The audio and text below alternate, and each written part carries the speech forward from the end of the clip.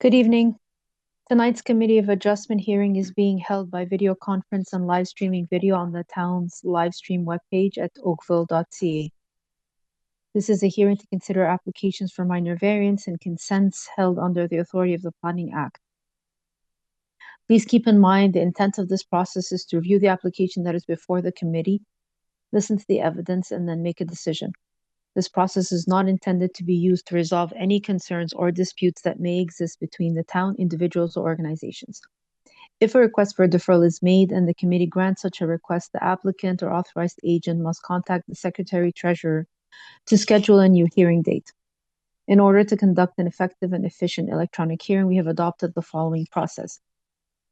If you are watching the live stream of this hearing on oakville.ca and if you wish to speak to an item on this agenda, you can call 905-815-6095. Again, the number is 905-815-6095.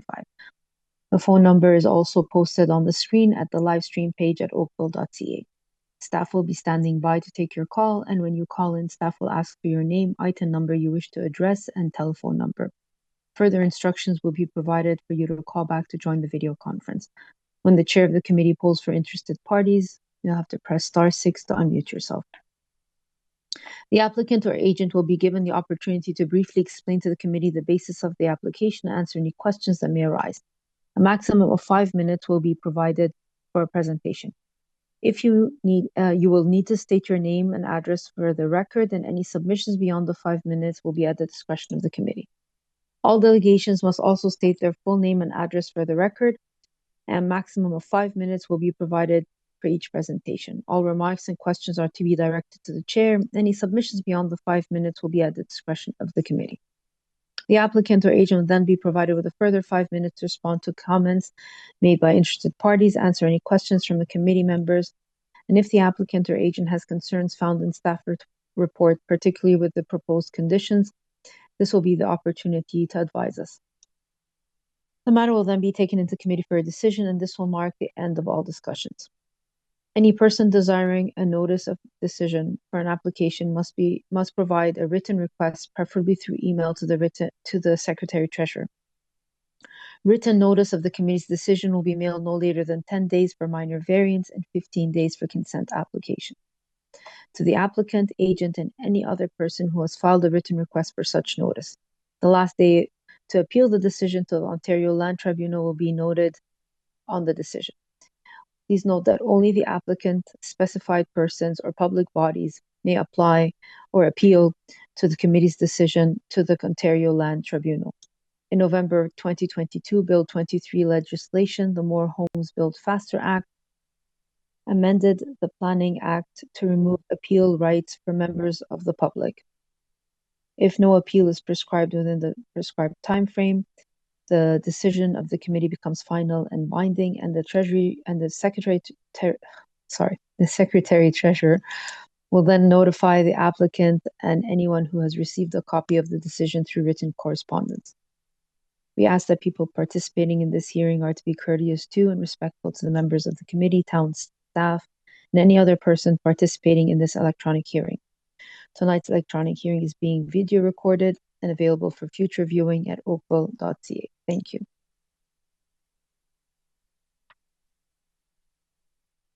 Okay, so the first matter on our agenda. Let's see. We have no regrets this evening. Have any declarations of peculiar interests? I see none. Thank you. Okay, Madam Secretary-Treasurer, I'll now take anyone who has requested a deferral this evening. Anyone in attendance who wishes to defer their application or withdraw their application, please put your hand up and the Secretary-Treasurer will invite you in to speak.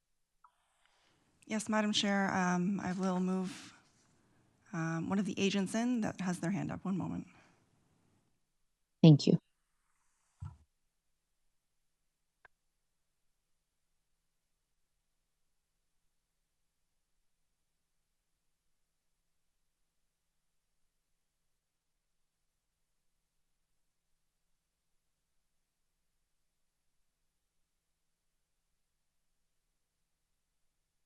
Hello, Madam Hi, Chair. good evening. Which application are you here for? I'm here for 631 Trudale. The application number is A/059/2025. I'm Perfect. here to appeal deferral for the application. Okay, and the reason for the deferral? I saw the comments from the staff member, and we would like to discuss and resolve the comments and objections. Okay, very well. Members, all those in support of a deferral? Okay, the application has been deferred, none opposed. You'll see the Secretary Treasurer at your earliest convenience for the next hearing date. Thank you, ma'am. Thank you. Have a good night. Anyone else, Madam Secretary Treasurer? Madam Chair, I have a request myself for deferral for application A0572025, which is at 339 Pine Grove Road, due to insufficient notification. We had an issue with our notification tool, and notices were sent out to a different section of that road. Therefore, proper notice was not given in accordance with the Planning Act regulations. Okay. I'd also and like. Is that the town's fault or the Yes, person's fault? that is our error. Yes. So I would also Okay. like to request that the deferral fee be waived in this case. Very well. Okay. So, who is the agent here for this application? Are they present in the meeting? Yes, they are. Okay. So, if you'd like to invite them in just so that they are notified, or do they have prior notice of this? They do have prior notice, but I also move them in. Okay. Very well.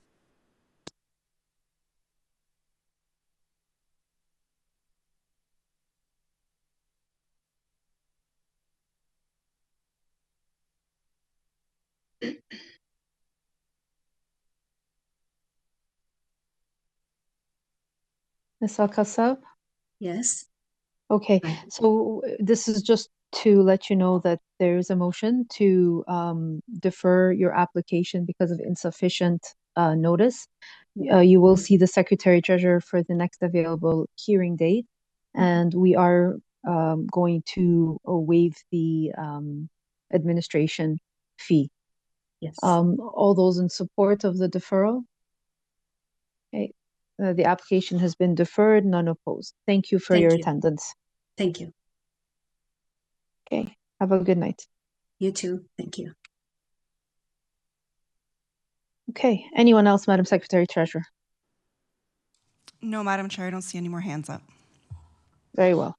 If there's no one else who's seeking to defer an application, we'll take the first matter into on our agenda, and that's application A049 of 2025 at 379 Allen Street. Again, that's application A049 of 2025 at 379 Allen Street, and I have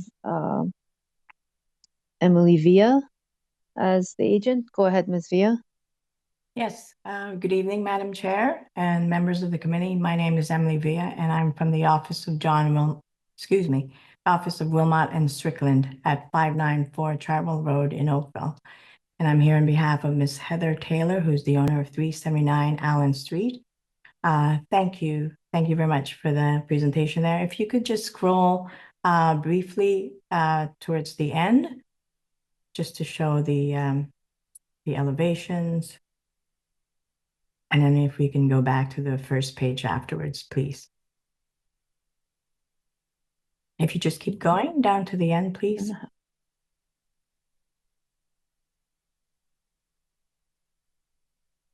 All right, thank you. If you can go to back to page 1. Our client approaches with a wish to replace the existing detached garage, single-car garage, with a new one that's attached to a new rear addition, and it's to create a modest mudroom and powder room and an ensuite on the second floor. And you can see that we're showing it highlighted in orange. And they also wanted to enjoy a covered porch in the back. The additions amount to a new total lot coverage of 25%, which exceeds the maximum lot coverage of 19%. And the new northerly side yard setback of 0.71 meters to the attached garage wall is less than 1.8 meters. And those are the two minor variants that we are seeking. The impact of the additional 77.31 meter square lot coverage is mitigated by designing three distinct structures: a garage on one side, a covered porch on the other, and a two-story addition in between. The distinct volumes assist in breaking up the massing and preventing dominance over the existing 1.5-story dwelling. As well, the addition is not visible from the street, and therefore it proposes to maintain this existing streetscape. And that's what you see on page 3 and 4. If you could quickly go back to those pages, please. There's the rendering, and then you can see the full elevation right there. Thank you. And there will be very little impact to the immediate neighbors on either side. The new attached garage is proposed on the same location as the existing garage, and it's with a proposed side yard setback that is greater than the existing one right now, which is 0.66 meters. And the new larger garage floor area is within the floor area bylaw maximum. And if you could go back to page 1, please. I'm sorry, we're jumping all around you, but I wanted to give the clear view. The rear face of the proposed one-story mudroom and the covered porch is generally in line with the southerly neighbor's rear wall, as you can see that on the right-hand side of the site plan. And so that allows the neighbors to still maintain the privacy of their backyard amenities.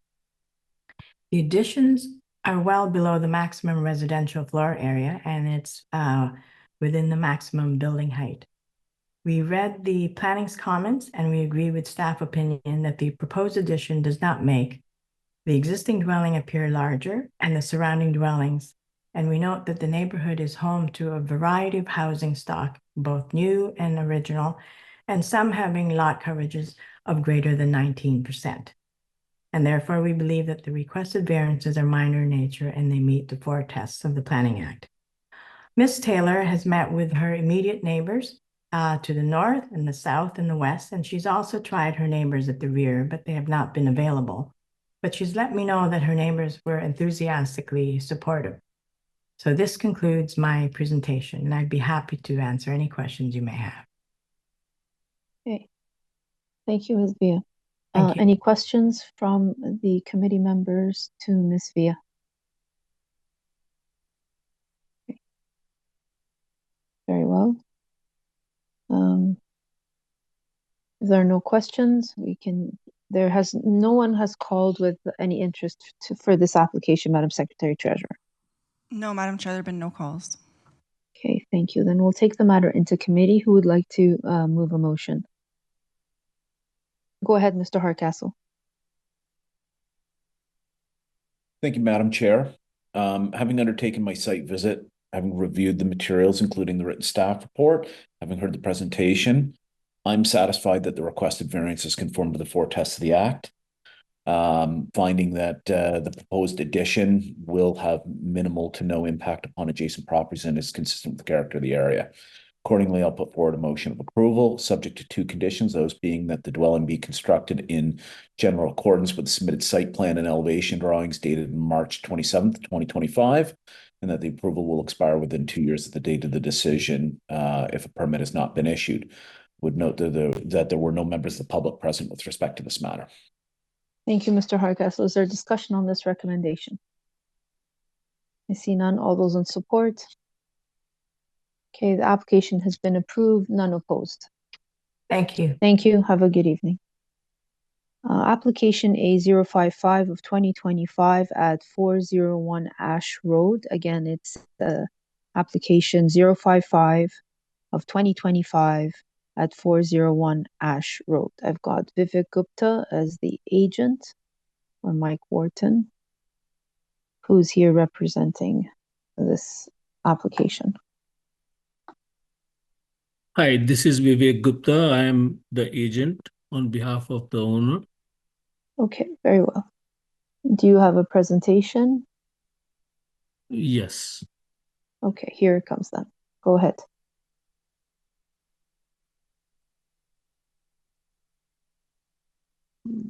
This is not ours. This is not ours. 401 Ash Road, correct? Yes, 401 Ash Road, yes. Madam Chair, this is the one that Mr. Wharton Yes, sent that's in. right. This is a house. I can see it from the side. Yeah, you're right. So you see the existing structure. I think this picture is giving me some idea here that the building permit we are applying for and the committee of adjustment we are applying for, there is a small balcony we can see which is existing with the house. This is the same structure we are planning to use as a sunroom below, and we are planning to use as sunroom above. It is just for an idea to the committee members. This is the balcony which we are planning to cover up with the glass walls all around and a roof. This is the existing backyard. It's going to remain same. We are not changing any footprints in this area. This area also, we are not changing any footprints, except we are just covering this deck with the walls and a roof to give us a sunroom accommodation kind of.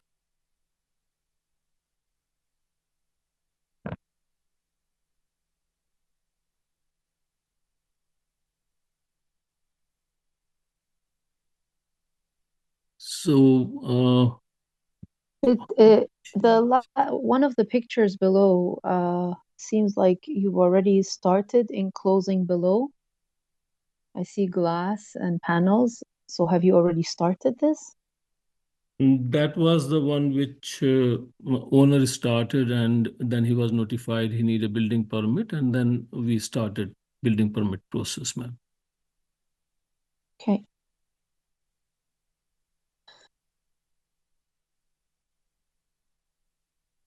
Okay, we can zoom out if you're done your presentation to give the members a chance to ask you questions themselves.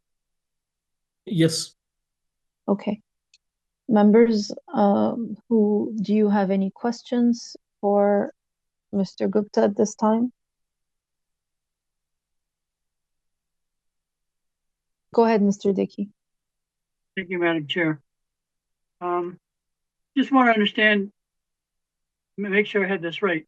What you're building on top of a projection from the back that lies, according to my reading of the site plan, about 11.9 meters from the side yard, the flankage yard onto that other street. I think it's called Amber. Do I have that correct? About 11.9 meters? Yes, sir, that is correct, but we are not changing the building footprint. Oh yeah, I realize that. Yeah. I just want to confirm that I have that correct. Okay. Yes. Thank you. That's all I just wanted to confirm. Thank you.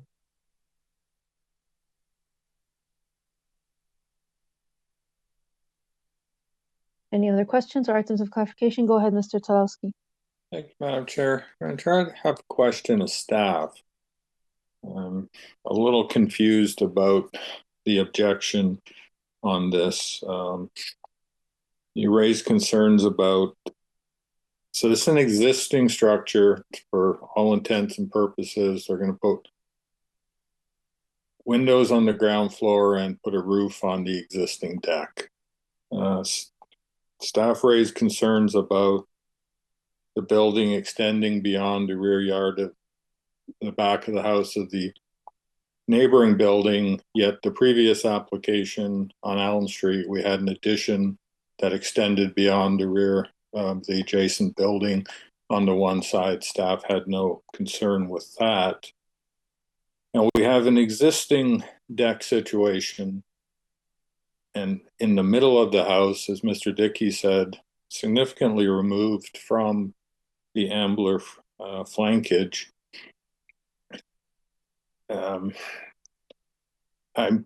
failing to see the rationale in the staff report, so hopefully you can help me with this, because I see this very much as an existing situation that's having a roof and some windows added to it.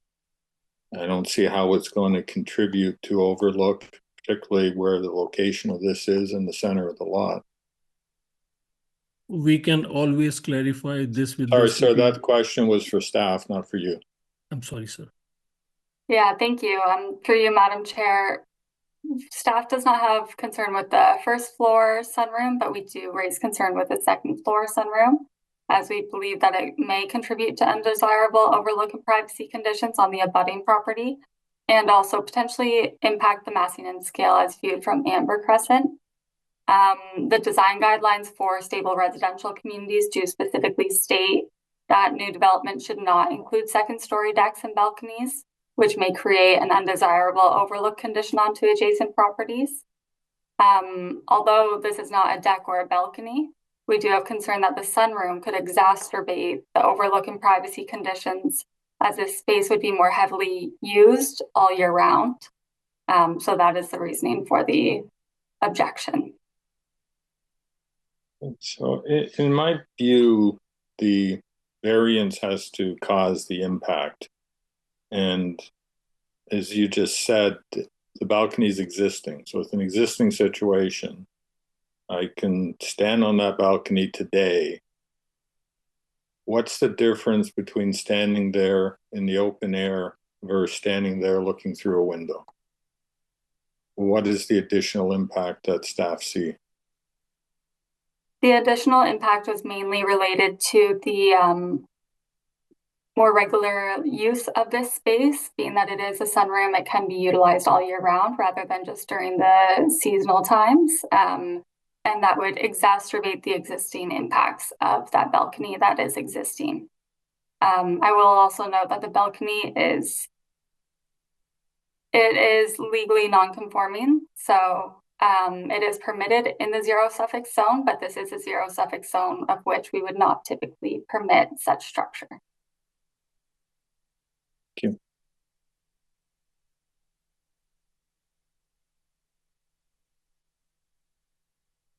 Any other questions or items of clarification?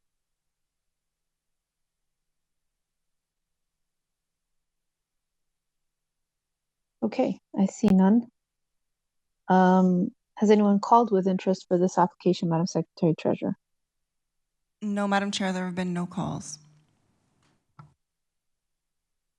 Very well. Mr. Wharton, you had your hand up? Yeah, okay, you have something to add?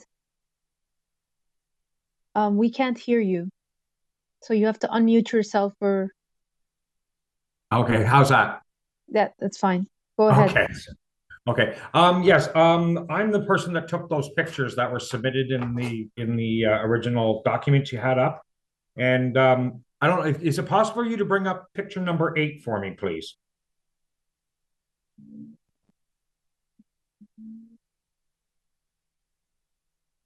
I don't know if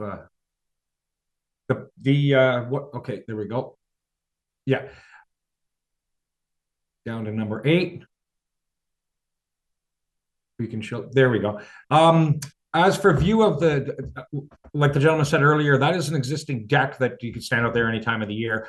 That is the view with the trees with no leaves or anything. They're not even in full bloom yet. There's very little view of the neighbor's property. They're blocked by trees all the way around. The idea behind those pictures was to show that the view from the balcony or the view of the balcony is quite limited due to the large trees that are around. It's very well hidden, and the majority of, or at least half of it, is back behind the corner of the brick wall. So it's not even out in front of the rear line of the home. So that's the point I wanted to bring forward, is that it's not visible, or the view is broken by trees all the way around. And if you go back to picture number 7, you can see that I believe it's 7, maybe it's 6, going back through there. And that's the only other house that is adjacent to this property. And once again, it's blocked by a garden shed and it's blocked by a lot of trees. And that is the side of the neighbor's home that has very little to no windows in it in the first place. So that's the point I would like to bring up. And thank you very much for listening. Appreciate it.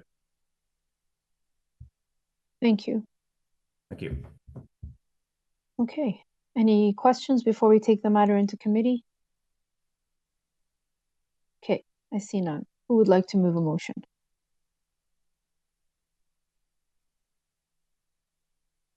Go ahead, Mr. Talowski.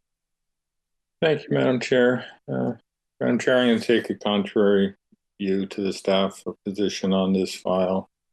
I believe this is largely an existing situation, and I don't believe that the variances being requested are going to cause the impacts that staff have identified. I find it does meet the tests of the Planning Act. I would note that there was no objection from the neighbors. So, Madam Chair, I'm going to move that this application be approved as applied for, and that the approval would be subject to two conditions: that development proceed in general accordance with the site plan dated March 14th, 2025, elevations dated March 3rd, 2025, and that the approval expires within 2 years if the permit hasn't been issued. Very well. Thank you, Mr. Talowski. Is there discussion on this recommendation? Go ahead, Mr. Hardcastle. Thank you, Madam Chair. I'll just take a brief moment to indicate that I am thinking likewise to Mr. Talowski. The existing condition is not exacerbated, and the minor variances are not directly related to any impact. So I'll support the motion on the floor. Very well. Any further comments? See none. All those in support? Okay. Your application has been approved. None opposed. Thank you very much, ma'am. Have a good evening. Good evening.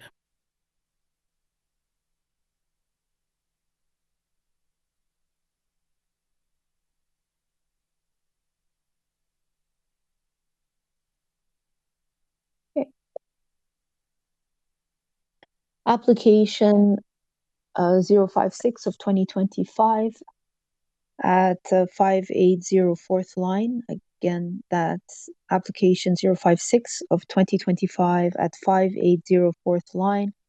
And I have Alex Blanchard as the agent. Hi, Madam Chairman. It's David Carruthers. Okay, go ahead, Mr. Carruthers. Good evening, Madam Chairman and members of the committee. My name is David Carruthers from Carruthers and Associates of 505 York Boulevard in Hamilton, Ontario. I'm here as the agent on behalf of the owners to ask for approval under subsection 45 of the Planning Act for the 4 variances as outlined in the consolidated report. I've read through the planning staff report, which includes the following: planning staff's no objection to the development, no objections from the region and outside various agencies. And I've also read development engineering's condition that a site alteration permit will be required if approved. As part of our application, I provided a justification report as well, outlining our rationale behind the minor variance requests, and I'll just touch on them as follows. Number one, the variance is minor in nature. The minor variances requested here this evening will help facilitate a new custom home project that is consistent and compatible with the transforming existing community built form character. The majority of the development was carefully designed to stay within the parameters of the zoning bylaw, but these 4 variances are required due to house design and, in our opinion, are minor in nature from what is allowed. There are no combinations of any other variances that will result in the overbuilding on the subject property to the detriment of the community. 2, the variances, are they desirable for the appropriate use of the land? It is my opinion that the proposal will maintain the compatibility with the surrounding area and will facilitate the additional garage space and window wells on the property without creating any excessive massing impacts. It is my opinion that the proposed minor variances have been designed to be complementary and will provide an appropriate development that is desirable with the subject lands. Number 3, do the variances meet the intent of the official plan? The subject's property is designated low-density residential of the livable Oakville official plan. The intent of the low-density residential is to facilitate a range of permitted low-density housing types, that including single detached dwellings. Our dwelling has been designed to be complementary with recent and existing forms in the neighborhood, including similar features providing a high quality character design. Given this, the proposal will provide a built form massing that we believe will integrate and be with the established neighborhood and its transitioning character. And finally, number 4, do the variances meet the 4 tests and intent of the zoning bylaw? And variance 1 and 2, the window wells with a maximum width of 2.13 shall encroach into a side yard of 0.49, and a window well with a maximum width of 2.74 shall encroach into a side yard of 0.59 meters. Now, these numerical values of 1.8 versus the 2.13 and 2.74 and its encroachment into the side yard, we believe are a minor departure from what the general intent and purpose of the bylaw. These requested encroachments with the window wells are due to design and will allow for deeper and wider windows with allowing natural light into the lower level. As planning staff mentioned, they will not have an adverse impact on the lot grading, and there's still adequate space available for access. Variance 3, the minimum width stacked parking space of 2.4 where 3.0 is required. And so the requested parking space variance of 2.54 versus 3 will facilitate the owner to install a car lift inside the 3rd parking space. And the reason for this parking space reduction is due to there's an actual structural post inside the parking space, the 3rd space. So they're taking the dimensions from the outside of the parking space to the actual column. And so the column is inside that parking space. So we're asking for a reduction for that 3rd space. The other 2 do meet the intent of the bylaw. And finally, variance 4, the garage area of 78.05 square meters, where a maximum of 45 meters squared is required. And the zoning intent of regulating the garage area to a 45 square meters is to prevent the garage from becoming a visually dominating features of the dwelling's facade. In our case, there are still only 2 garage doors from the street, and the 3rd space is in tandem. So there's no impact on the driveway width or the streetscape along 4th line. The additional space will be, as I mentioned, for a car lift and interior storage. It is my opinion, in conclusion, it is my opinion that the requested variances satisfy the 4 texts of Section 45(1) of the Planning Act. They are minor in nature and appropriate for the development and use of the lands, and they maintain the general intent of the OP and zoning bylaw. Thank you very much, and I'm open to any questions that you may have. Very well, thank you, Mr. Crothers. Are there any questions, items of clarification? Okay, I see none. Has anyone called with interest for this application, Madam Secretary Treasurer? No, Madam Chair, there have been no calls. Okay, thank you. We'll take the matter into committee. Who would like to move a motion? Go ahead, Ms. Price. Thank you. Taking into consideration the agent's presentation, the owner's report, a staff report, as well as my site visit, I believe and there's been no objections by neighbors. I believe the 4 tests have been met, and therefore the variance can be considered minor in nature. I recommend the owner's application be approved, subject to the following conditions. First, that the dwelling be built in a general accordance with the submitted site plan dated May 22nd, 2024, and the elevation drawings be dated May 11th, 2025. Number 2, that the approval expires 2 years from the date of the decision if the building permit has not been issued for the proposed construction. Okay. Sorry, you said site plan May 22nd and elevation drawings March 11th. Yes. Okay. Is there a discussion on this recommendation? I see none. All those in support? Okay, the application has been approved, none opposed. Thank you. Have a good evening. Thank you. You as well. Okay, anyone with interest to speak to one of the items on our agenda this evening, please call 905-815-6095. Again, the number is 905-815-6095. Application 061 of 2025 at 149 Lakeshore Road East. Again, that's application 061 of 2025 at 149 Lakeshore Road East. I have Mr. Hicks here as the agent. Thank you, Madam Chair. I am here if you can hear me. Yes, go ahead, Mr. Hicks. Thank you. I had a PowerPoint that was on there. If we can put it up, we'll make a fairly brief presentation. So hopefully it's there.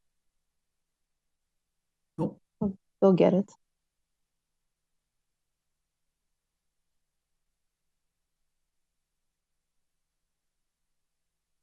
that's it there. So it's a fairly simple application. This is an existing building on Lakeshore. It's occupied by the Works where the restaurant is. It's a existing 4-story building. My client has actually purchased most of this block, and we're doing a restoration of most of those storefronts, other than the one that's in the middle here by Oliver's. So it's a fairly interesting project. But this particular one, if you stop on that one, this is the building that's on the right side of that. Savello's store is in here, which is a heritage building.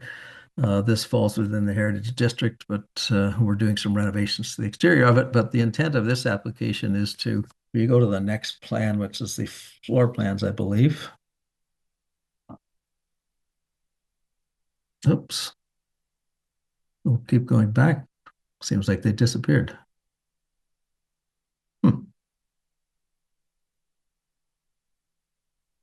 Not quite sure what happened. It was in the thing when I sent it before, but anyway, it's fairly simple to explain. So right now in the building, it's commercial on the ground floor.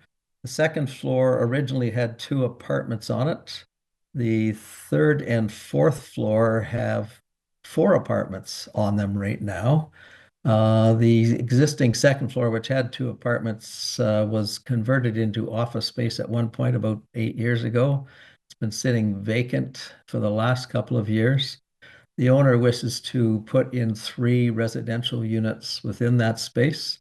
Reviewed this with planning, and the 3 residential units require, there's a small addition on the side, but there's a recess in the side of the building. I apologize for what happened with the rest of the plans there, but they're not particularly relevant. The variance that we're seeking is that these 3 units, which provide some required affordable housing within the downtown core, require by bylaw, each unit requires 1 parking space. There are no parking spaces for any of the uses within this building. The 4 units that are on the upper floors have no parking spaces. Most of the tenants that abide in those spaces don't have cars. They use public transport because these units are roughly 500 or 600 square feet in space.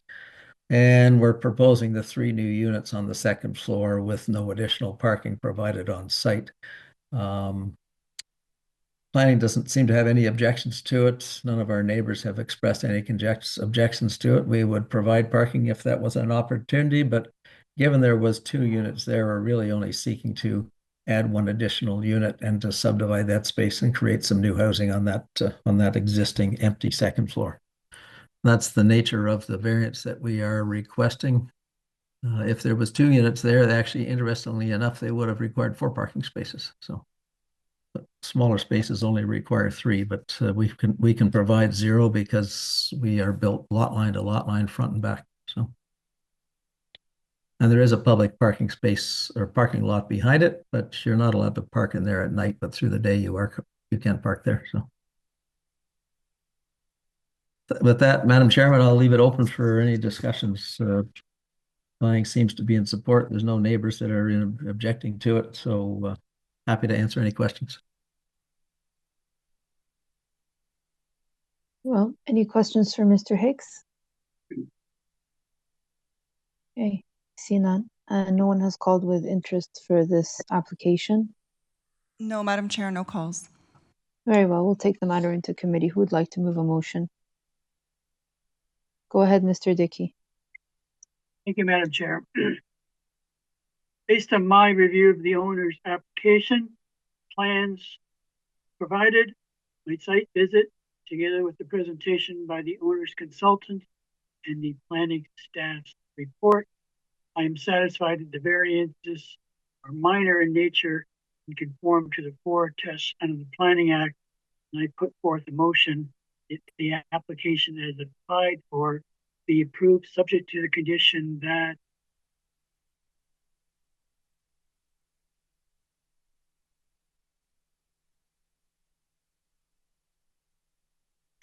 there's only one condition.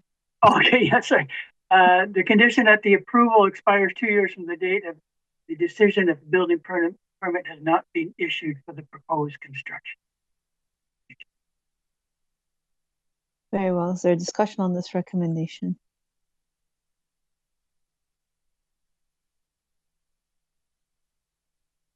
I see none. All those in support? Okay. And the application has been approved, none opposed. Thank you, Madam Chair and members. I think I'm on the next one as well, so. Yes, you can hang tight. Yep. All right, so application A062 of 2025 at 137 Dorney Road. Again, it's 062 2025 137 Dorney Road. Go ahead, Mr. Hicks. Thank you. If we can bring up the PowerPoint for this one. That's not it, but that's it right there. Thank you. An interesting application. We'll have a bit more of a discussion on this one, I'm sure, but we are seeking one variance. It's to build a new house on Dorney Road. We are seeking an increase in the floor area to lot ratio of from 29% to 31.77%, which is less than 10% of an increase. We have some specific things that we'll discuss about that. If I can go to the site plan, which is that one there. Oh. So the site plan, we're replacing the existing house. We're actually less width than the existing house, which is a bungalow. We have maintained the front yard setback. We've actually provided larger than required side yards. We meet all the height requirements, the coverage requirements, depth requirements, landscape requirements, etc. But what's of interest is that when we designed this, there's an existing driveway that's on this side of the property, if you can see my cursor, and we wanted to keep that driveway there because there's some substantial trees through here. It's one of the reasons that we've located the site the way we have. But if I can go to the aerial shot, which I believe is the next slide. I just wanted to talk, if we can shrink that down just to pick up the area. So just talk a little bit about the neighborhood. So it's a neighborhood that's in transition. Even planning's report acknowledges that it is an area that's in transition.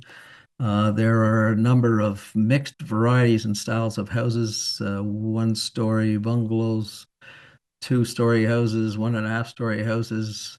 There are at least in the 3 blocks between the one that's off to the right and the one that's down below. There are at least 6 new houses under construction, all of which are 2-story houses. I think the concern and there's quite a mix of style and height. There are some bungalows still left on here, but there's also a number of 1.5-story houses or side split houses.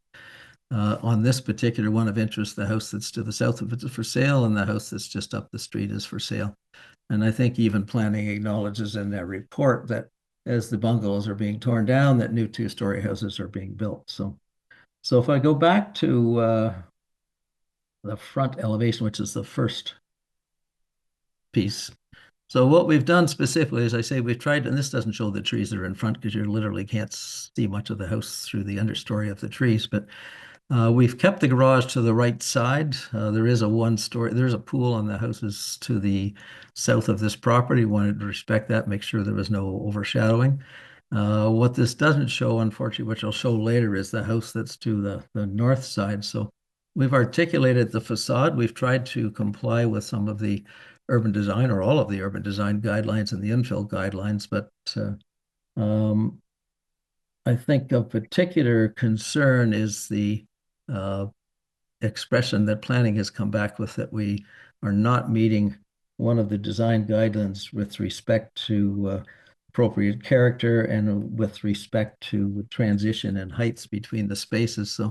So just for the committee's information, we did go out and did a walk around in the neighborhood, spoke to 7 neighbors. There are 2 letters of support or non-opposition in the file. We did speak to all 8 properties are on Dorney Drive. The house that's to the north has no objections. The house that's across the street to the west has no objections. The house that's behind this is under construction, so it's pretty much a vacant lot right now. It has a 2-story house going up on it. So, but I was somewhat surprised by planning's comments. If I move forward further in my presentation where I show one of the exterior photographs, 1 more or 2 more, I guess, right there. So that's the house that's to the north, and planning has expressed a lack of consideration to the scale of the houses to the north. And I guess my concern is, number one, it was described as a 1-story house. It's clearly not a 1-story house. It's a side split, but the majority of the side split is above the ground.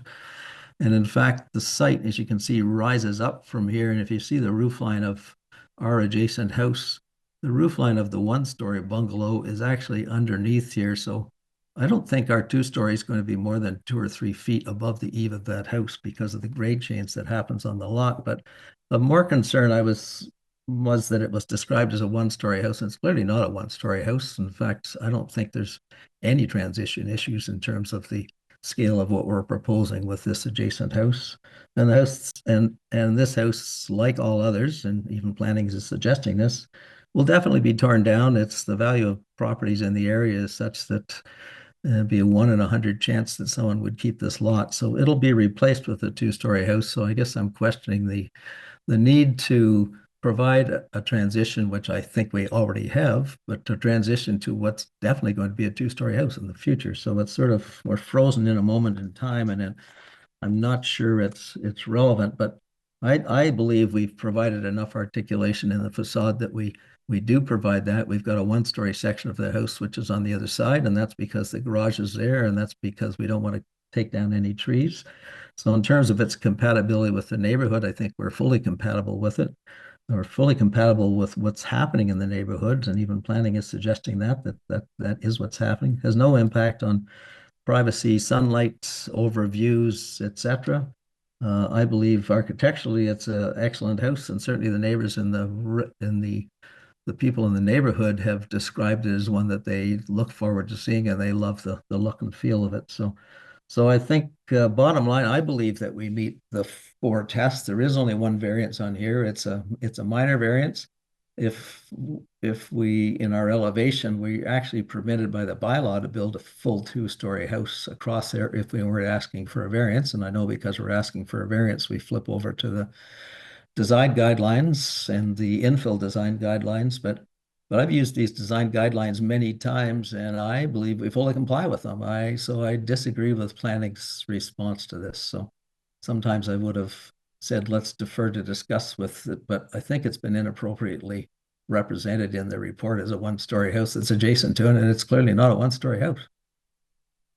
With that, members, I think it complies with the 4 tests. I hope that you see some agreement with that. I don't think it's an inappropriate house. It's certainly compatible with the character of the neighborhood, which is in transition. I think it's a beautifully detailed house, and it does have enough articulation that it does break down the mass and scale of the house from the front. The additional square footage is really the space that's at the back. So, because we've only got half of the frontage of the house that is 2 stories. So with that, I'll leave it open to questions from the members. Thank you. Thank you. Any questions or items of clarification for Mr. Hicks or planning? Okay, go ahead, Mr. Talowski. Thank you, Madam Chair. Mr. Hicks, you've waded into my favorite philosophical question about compatibility. Right.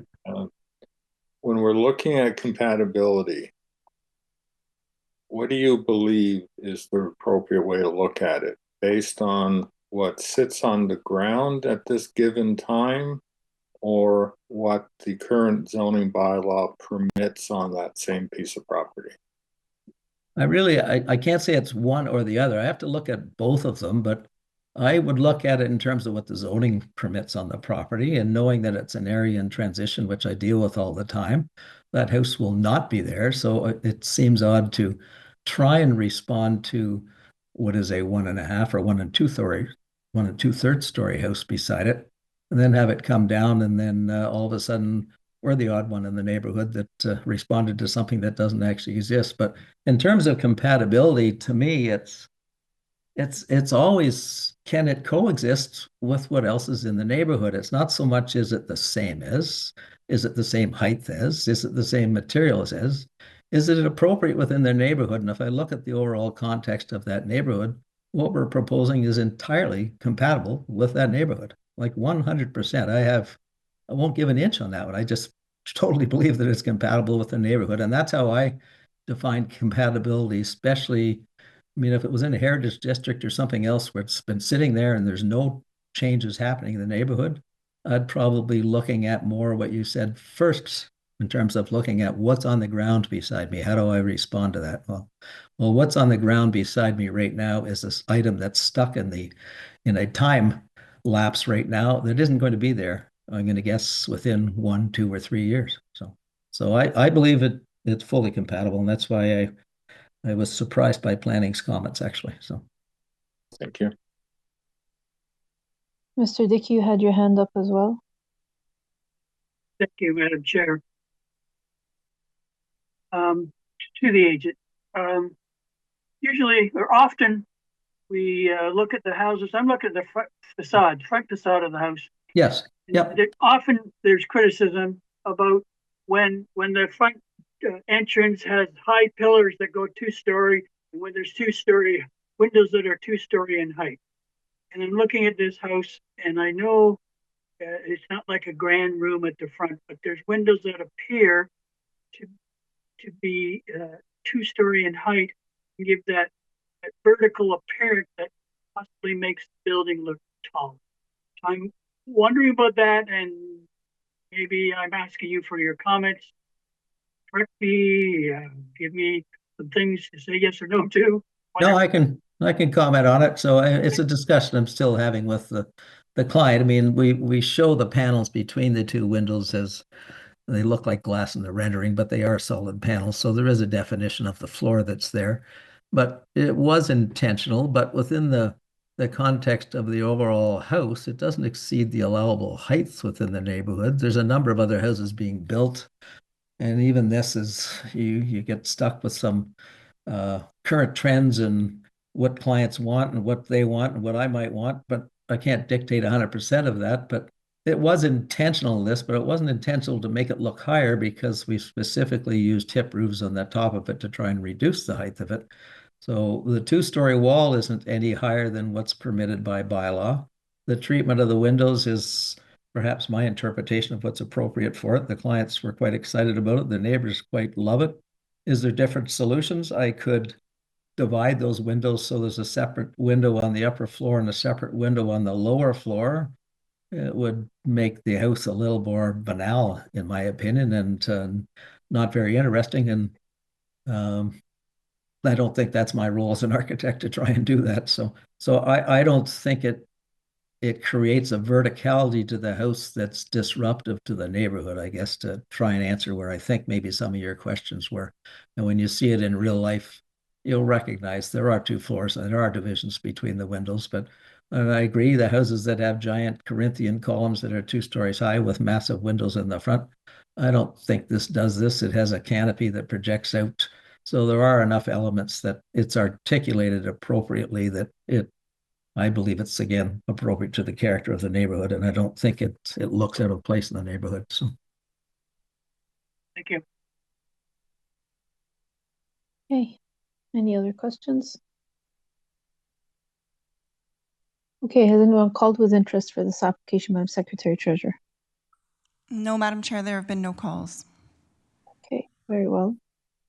Who would like to move a motion?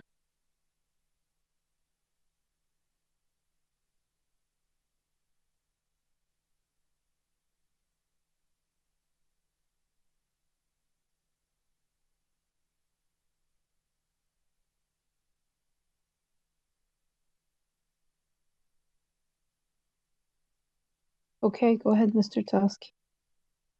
Thank you, Madam Chair. I'm not going to be staff's biggest fan tonight. Madam Chair, I'm going to move this application be approved as applied for. I find it meets the 4 tests of Planning Act. I don't see that the variance being requested is going to cause an impact here. I believe the design of this house is sensitive. It does not present a full 2-story box the way we see on many occasions. I tend to agree with Mr. Hicks' interpretation that compatibility needs to also consider what's permitted, not just what's on the property next door, immediately adjacent. And this house is, I believe, largely compatible with the other new houses, if not better designed than some of the newer houses in the neighborhood.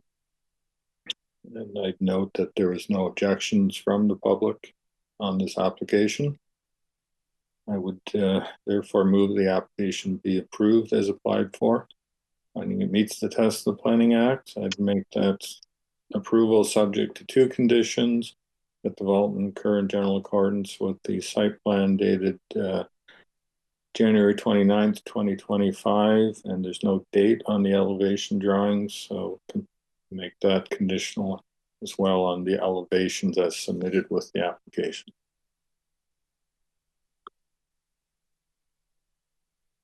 Okay. And your second condition? Sorry, and that the approval expire within 2 years if the permit hasn't issued. Okay, very well. Is there a discussion on this on this recommendation? Mr. Hardcastle. Thank you, Madam Chair. I have some reservations with respect to this proposal. I believe that context and sensitivity to context of existing built form is an important element. I think that the key piece in the staff report was not necessarily about the ability to or the accommodation of 2 stories in the area, but the way that the vertical mass of the building was accommodated in terms of its sensitivity relative to the adjacent property. I don't believe that that's been addressed sensitively. And I think that there is room to accommodate without significant compromise in the program or design. So I will not be supporting the motion on the floor. Thank you, Mr. Hardcastle, for your comment. Any other comments or discussion? Okay, I see none. All those in support? Okay. All those opposed? Okay, so this motion fails. Mr. Hardcastle, do you want to move the next motion? Thank you, Madam Chair. I'd be satisfied with putting forward a motion. Having reviewed the materials, including the written staff report, having heard the presentation and undertaken my site visit, I believe that the requested variance does not conform to the 4 tests of the Act. There will be impacts upon the adjacent property. and a failure to conform with official plan requirements. Accordingly, I'll put forward a motion to refuse the application. Okay. All those in support of the application being denied? Okay. All those opposed? Okay, the application is denied. Thank you, Madam Chair. Thank you for your consideration, members committee. Have a good evening. Thank you. Thank you. Take care. Okay. Application 063 of 2025 at 414 Reynolds Street. Again, it's application 063 of 2025 at 414 Reynolds Street. And again, it's Miss Emily Vea. Go ahead, Miss Vea. Yes, thank you. For the record, my name is Emily Vea from the Office of Wilmot and Strickland, and I'm here on behalf of Miss Kristen Jones, who's the owner of 414 Reynolds Street. Thank you. We are proposing a two-story rear addition with an attached garage with a living space above, a covered porch in the rear yard, and a covered overhang over the new side entrance. And the total proposed maximum floor area ratio is 45.56%, which exceeds the maximum lot coverage of 43% permitted in this zone. And that is the minor variance that we are seeking. Excuse me. And in order to reduce the impact on the neighborhood, we incorporated many points. The proposed additions incorporate features that blend well with the existing dwelling to help reduce the overall scale and massing impacts. The design is articulated by using varied materials and differentiated heights to break down the massing. I think if you go to page, the elevation to the rear, please, or even any of the elevations, you can see that there are varied materials. And the roof line is lowered on the proposed addition. And we've kept the new lot coverage below the maximum, and the new building is within the minimum setbacks. And it's in keeping with the prevalent architectural style of the neighborhood. In keeping with the architectural style of the neighborhood, we stepped back the garage from the main facade. And in this case, it's approximately 6.93 meters stepped back. And lastly, I wanted to bring to your attention that the porch and a portion of the ground floor addition, they're founded on helical piles, and it's to minimize the excavation impact towards the large private tree. Just directly, if you're looking at the page 1 of the site plan, it's just to the top there, you can see. And so we believe that we successfully integrated the new addition without negative impact on adjacent properties of the surrounding area. In other words, we believe that we've met the 4 tests of the Planning Act. I've read through the staff report, and planning has no objection to the proposal. And we are pleased that our clients reached out to 13 neighbors within the 60-meter radius. And you can see on the last page, I've prepared a markup of the notice map. You can go that, please. Yes, thank you. And as you can see, all were supportive of the addition, the ones that were reached. And our the neighbors, I should say, have been supportive in many ways. They had sent our clients by text, by messages, and emails. And some were submitted letters of support that you have before you.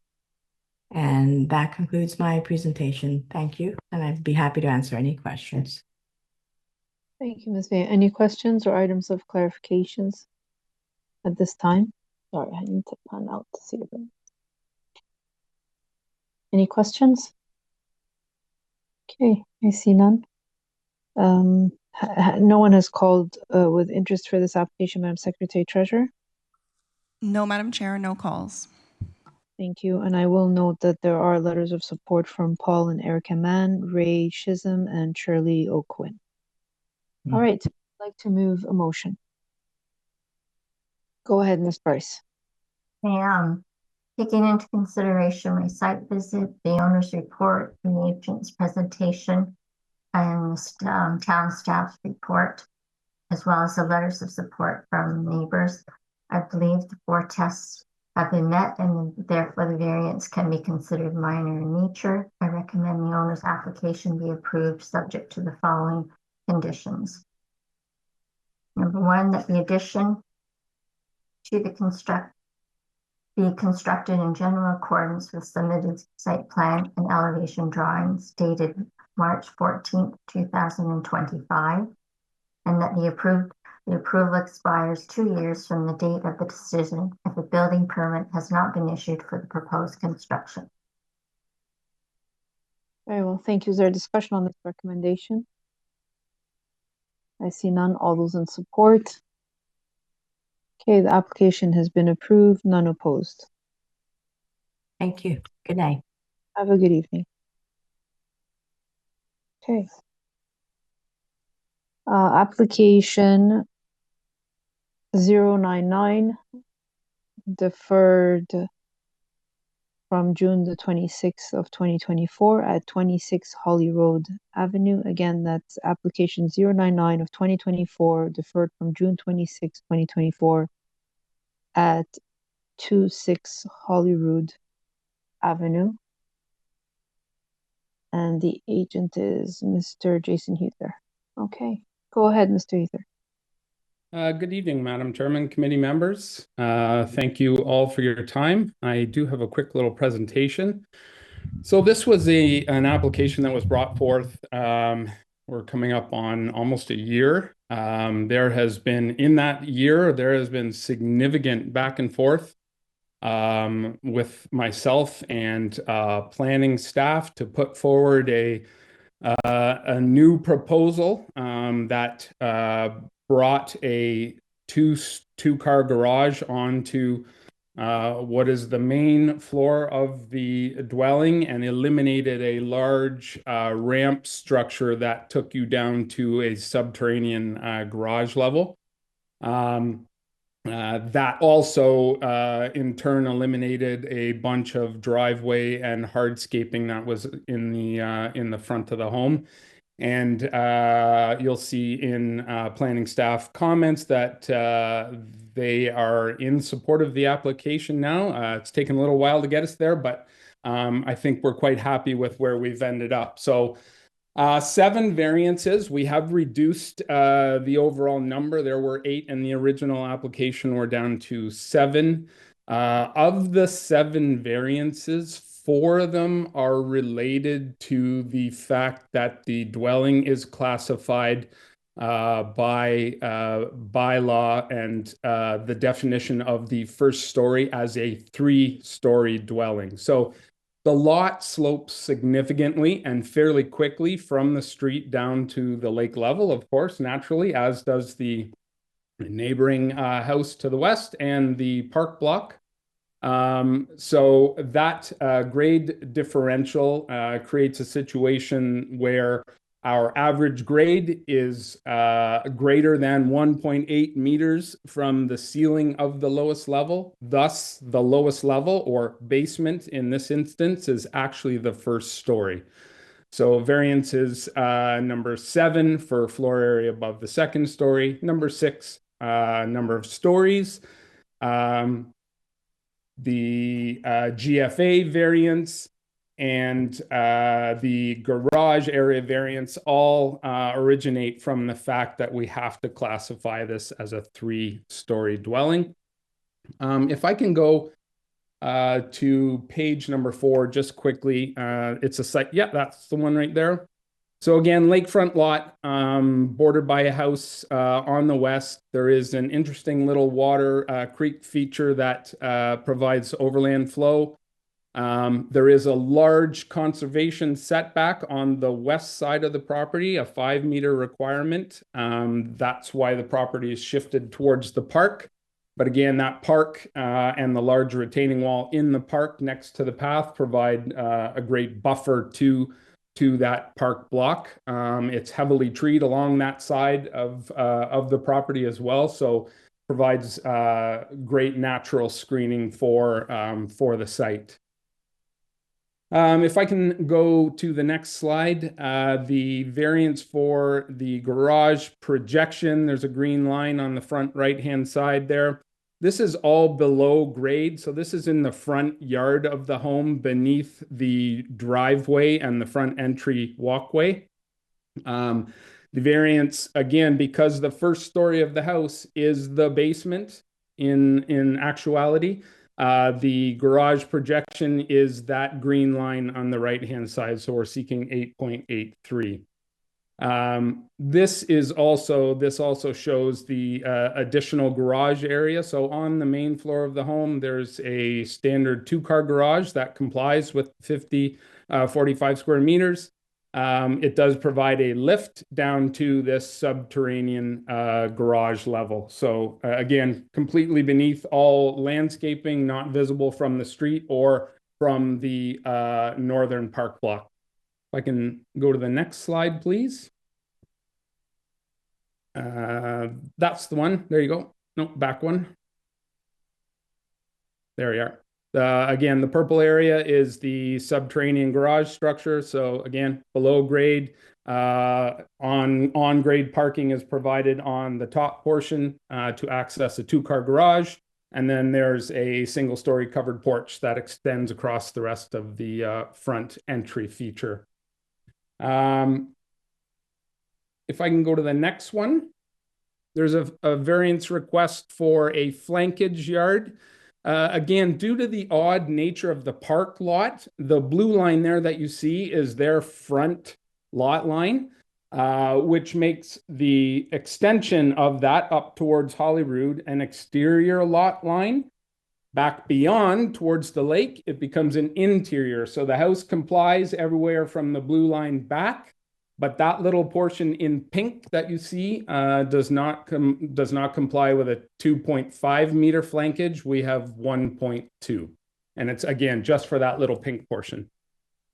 If I could go to the next slide. This is just minimum front or maximum front yard setback. Again, the existing house that has since been demolished was up at that front blue line. We are allowed by law to push it back to the second blue line. We're actually back further from the street, which sort of helps us align with the other homes that are on the opposite northern side of the park. And again, this is really due to that 5 meter angled conservation setback. We've sort of brought it as close as we can while still maintaining 5 meters for the overland flow that development engineering is looking for down towards the lake. If I could just get the next slide quickly. Again, this is a number of stories. The house is a 2-story as viewed from the streetscape. It is the basement on the front of the home. There is full basement sunk below the front entry grade. On the rear, given that the lot fully slopes, again, 4 meters difference from top to bottom. There's a little bit more of a visual story on the rear of the home, but again, the only way to see this is out in a boat or a paddleboard out on the lake. Transitions nicely to the park block as well. The house has been stepped and articulated with single-story structures. That garage is a single-story element, and then as you get to the rear of the home, there's a single-story porch element. So it will relate quite nicely to the park block, and it's very well screened by existing vegetation and large trees. Next slide, please. This purple line here just helps to represent where the average grade on this property is. So again, those grade points around the perimeter of the structure averaged out with the length of wall that they're found upon. This establishes our height or our definition of story. So again, we're visually 2 stories from the street. By law classified as a 3rd story, thus the additional variances. With that, I did a circulation to many of the neighbors. I did see one of the neighbors has supplied some comments, I think relating towards the fact that the property is for sale. The property has been for sale for a long, long time. The client has a desire to build on this, but it has been a challenge to get the approvals. So if I can secure some approvals here, I think we'll see a build head forward quite quickly.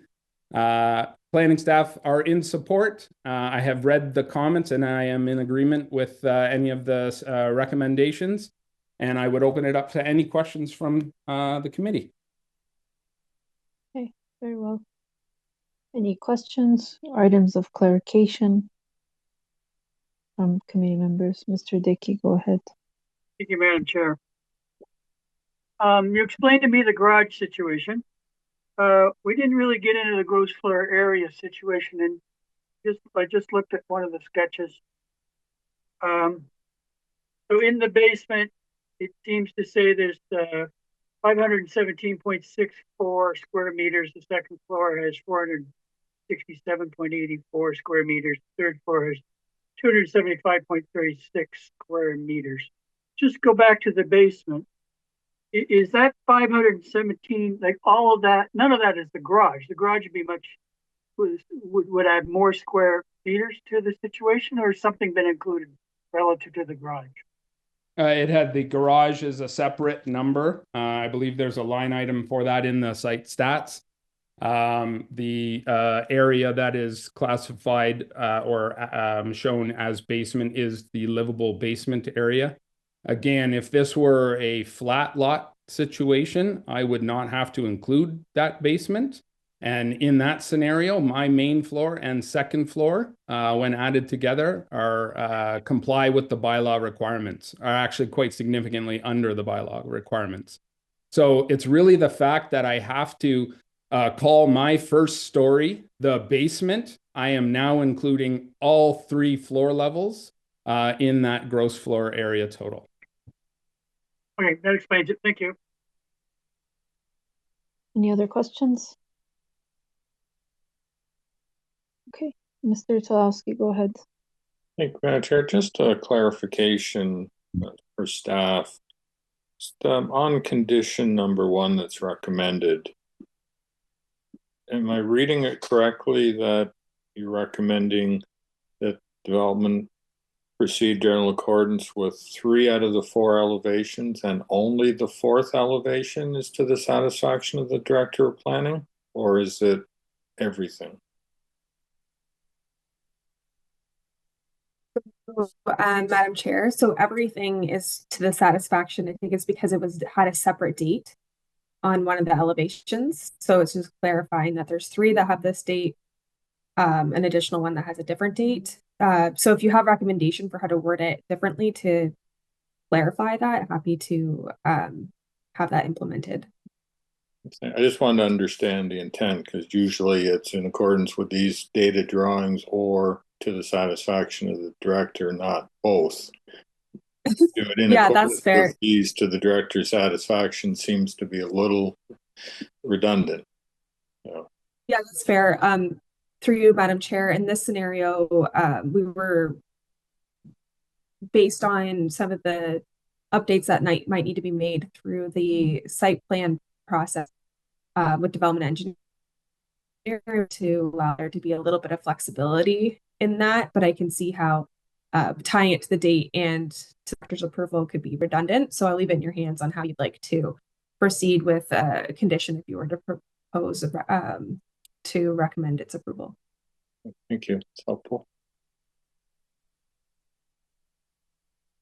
Okay, any other questions or items of clarification? I see none. Okay, who would like to move a motion?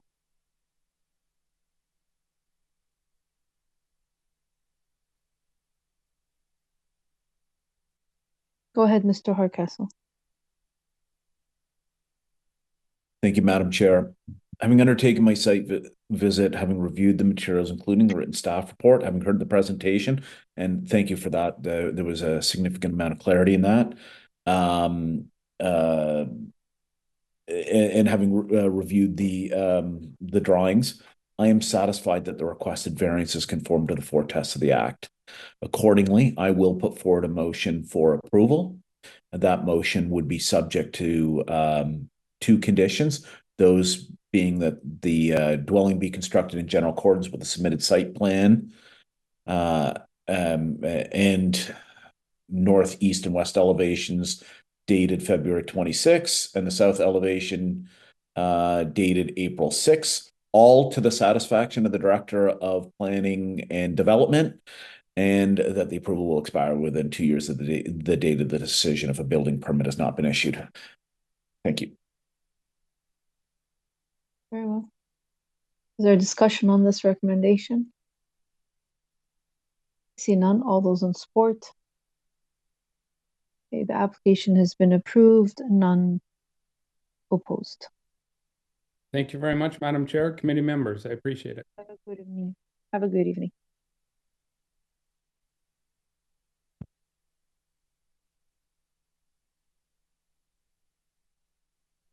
Okay, the last item on our agenda is application 016 of 2025, deferred from February the 19th of 2025 at 2019 Lakeshore Road East. Again, it's application 016 of 2025 at 2019 Lakeshore Road East. Go ahead, Mr. Van Kulen. Chair, members of the committee, my name is Curtis Van Kulen. I'm here representing the owner of 2019 Lakeshore Road East, application number 16-2025. We've come back to you after discussion with town staff, and the main reason town staff objected to this was due to the amount of trees that may be under harm in our previous application. So if staff would like to go to page 2 of the presentation. So what we have done here is reduce the width of the overall dwelling to lessen the impact on the side yards, and that essentially eliminated one of the variances, which was a side yard variance. We pulled the house forward to get out of the way as much as possible of the large mature trees to the rear of the dwelling. And we've positioned the house accordingly so that we ensure we save those trees as much as we possibly can. In doing so, we've reduced some residential floor area. We've cut off a chunk of the rear yard covered porch, which reduced the coverage amount quite a bit from our last application. And then the only tricky point is because we shifted the house forward to avoid the trees and the impact on the trees, we decreased our front yard setback, and I'll get into that as we go on. If staff would go to page 8 of the presentation.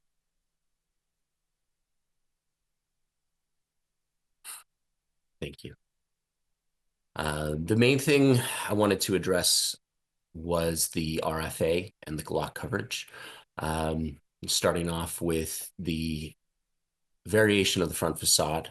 Multiple materials and colors and finishes have been employed in the illustration that you see in front of you. We've pushed back the second floor over the garage about 2 meters. We've dropped the massing on the left-hand side, the west side of the dwelling, to be about 1.5 stories. So the 2-story spaces within the house is not allowed. It's actually 1.5 stories, so it's dropped down. We've recessed the front entrance and broken it up with some massing variations there. So overall, with the RFA, we've mitigated massing through a lot of integration of different facade depressions and extrusions with the overall design. And then if staff would go to the next page. Thank you.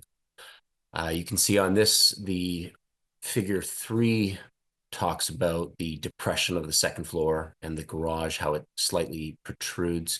It pushes the second floor of the house away from the street, so it minimizes the impact of the second story on the actual street. The streetscape, as you can see in the figure 4 just below that, is comprised of a number of newer dwellings in the area, but directly next door there is an older bungalow. The line created by the two newer dwellings on the flankage or corner lots, we've slightly pushed the garage, the one-story garage, close to that line. And then we figured that the massing really is kept back from the street by way of doing that. If staff would go to the next page. If you're driving west on Lakeshore, the fence of the corner lot just to the east of this property will obstruct a majority of the facade of the house until you're right in front of it, essentially.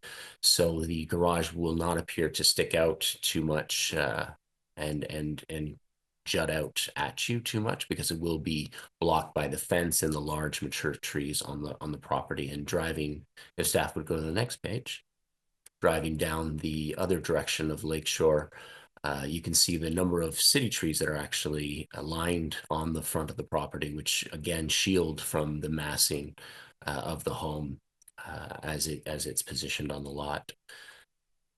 Staff would go to the next page, number 12.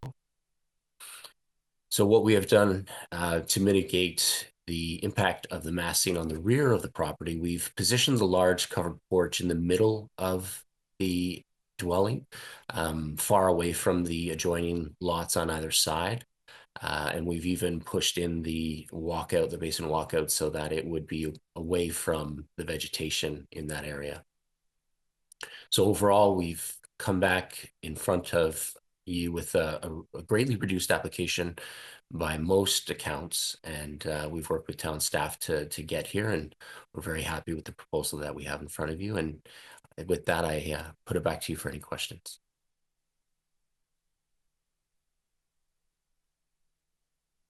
Thank you. Any questions? Okay, I see none, and no one has called with interest for this application, Madam Secretary Treasurer. Yes, Madam Chair, we do have somebody in the audience with their hand up, Mr. Jim Westlake.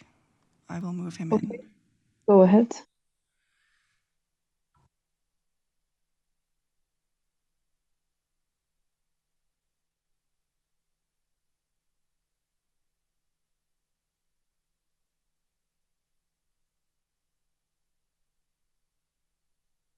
You can hear me? Yes, now we can. Go ahead. Okay. I hit the video. Yeah, I own the property that 100% of the backyard of this proposed house is on our backyard. And there's a couple of things. I mean, obviously, as a two-story home, there will be much more visual access into our property than there has been for the 15 years that we have lived here. I think the thing when I read the documents is that it's a fairly small backyard right now, and it's moving back a further 10 feet, which will leave a very small amount of space between the back of the home and our property. And there's, it's got houses on both sides as well that I can't speak to. But it just seems to me it's a very large home on a relatively small piece of property, and taking up a lot of space. In the application that I saw, it's going wider, it's going deeper into the yard, and it is going further to the front. Further to the front, that's up to the town of Oakville, how close they want them to build to the sidewalk. But I think coming backwards, it certainly affects our property. And frankly, I think it affects two other properties on the cul-de-sac next to us. So those would be my comments. Okay, thank you, Mr. Westlake. Has any of the committee members have any questions for Mr. Westlake at this point? Okay, I see none. Okay, go ahead, Mr. Van Keulen. You can address those comments. Yes, through you, Madam Chair. The rear yard of the structure is proposed to be reduced only by a single-story covered porch. The covered porch would be about 12 inches off the ground for the concrete slab that you're walking on. And then above that would be the roof of the covered porch. So that is and it is only held up by 2 columns. So that is the mass that would be protruding into the required rear yard. It is lower than the row of cedars that align the rear of the property. So visually, the massing of that covered porch would be next to nothing on the neighboring property to the rear. The house itself is positioned within the setbacks of the rear yard, so we're not asking for any variances for the 2-story dwelling itself. We're only coming in front of you today for the covered porch to the rear. Okay. We hope that answers your questions, Mr. Westlake.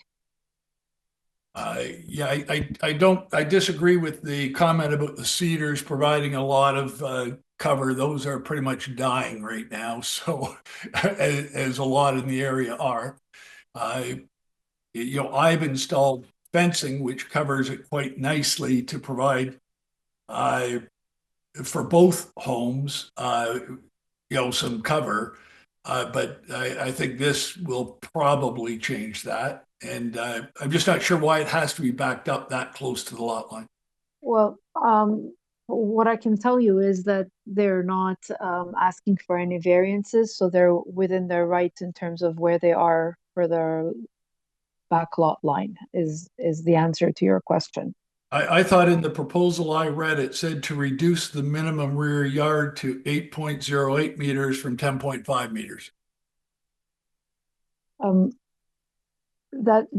That's only for that portion, correct, Mr. Van Kulen, of the actual sorry, it's called the Yes, I've lost sorry. the word. It's a rear covered porch. Yeah, it's Madam just Chair. for that porch area for their backyard. So it's just a small area where they're going back, but they have the entire space open. So it's not like the entire house is moving that distance. It's just that small. I don't know how big is the porch, is that backyard porch. I could tell you, Madam Chair, if you bear with. Oh no, the floor plans are not available on the. That it's approximately 16 feet wide, Madam Chair. So all I'm reading is it says that the current minimum rear yard shall be 10.5 meters. And the proposed is to reduce the minimum rear yard to 8.08 meters. Yeah, it doesn't say whether that's porches or whether it's the house or whether it's anything else. That's all I can do is read the document. That's our job. Those variances are our job. So basically, if there is a variance for this, it'll be according to the drawings that were set before us, and they cannot build the entire house just because they want to or because the wording is not specific to that. Right. And they have building permits and inspectors that will be out there. So you have nothing to worry about. It's just for that portion that is their porch. And I took more time to actually make sure you understood that so that you feel comfortable. So we'll take the matter into committee now. And Mr. Van Kulen, do you have anything further to add before? I do not. Thank you very much. Members, we'll take the matter into committee, and who would like to start the discussion? Go ahead, Mr. Talowski. Thank you, Madam Chair. Madam Chair, I'm prepared to move this application be approved as applied for, finding that it meets the tests of the Planning Act. I acknowledge the concerns raised by the neighbor with respect to the rear yard variance, but I'm satisfied, as was explained by Mr. Van Kulen, that the house itself does not require a rear yard variance. It will comply with the required setback. It's only a portion of the covered porch, and if Mr. Van Coolen's correct, if it's only 12 inches off the ground, if you took the roof off that covered porch, it wouldn't even require a variance. So hopefully that satisfies the neighbor that it's not the house that's being brought to 8 meters as opposed to the 10.5, I believe, is required. It's only, the variance there is only for the covered porch. With that, Madam Chair, I move approval subject to the dwelling being constructed in general accordance with the submitted updated site plan and elevation drawings dated November 28th, 2024, and that the approval expires within 2 years if a building permit hasn't been issued. Very well. Thank you, Mr. Kowski. Is there discussion on this recommendation? Okay, I see none. All those in support? Okay, the application has been approved. None opposed. Thank you, Madam Chair, members of the committee. Have a good evening.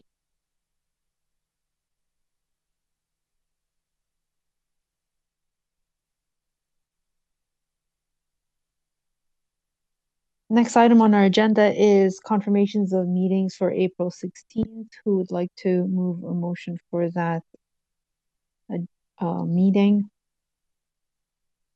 Thank you, Mr. Hardcastle. And motion of adjournment. Mr. Hardcastle. We are adjourned at 8:41 p.m.